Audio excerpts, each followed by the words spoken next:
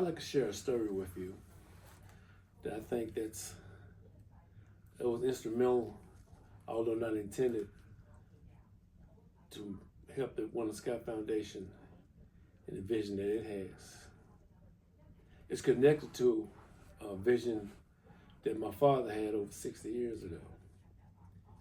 We were traveling back from race week. I'm not sure what state it was in, Alabama, Mississippi, Georgia, whatever, but I know we found a place we could eat breakfast.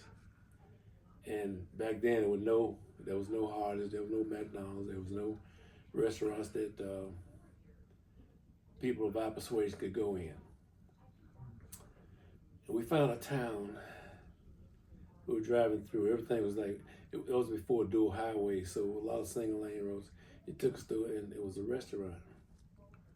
Dad said, let's go in that restaurant, see if we can get some breakfast. Because we hadn't eaten anything in over 24 hours, maybe longer than that. After we raced, whatever. So we were sitting there, and we ordered breakfast.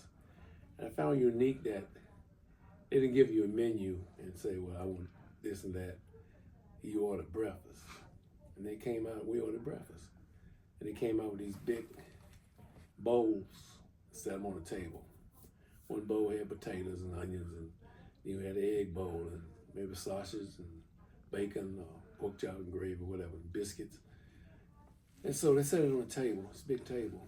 It was my father, myself, and a couple other people, and I can't remember who it was. And so they set the food. I was so hungry, man. And I said, Dad, the food's on the table. I said, look, let's eat. He said, no. He said, look out there. He said, see those kids out there? He said, some of them don't have shirts on, some of them don't have shoes on. He said, they're making do with what they have. He said, there's no telling where they slept last night.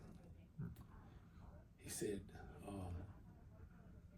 and I'm almost positive they haven't had any breakfast. And I was still, so he was just focused in on that,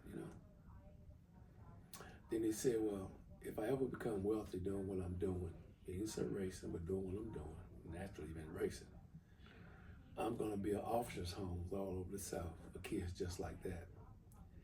And he shocked me when he said, and not just black kids. And,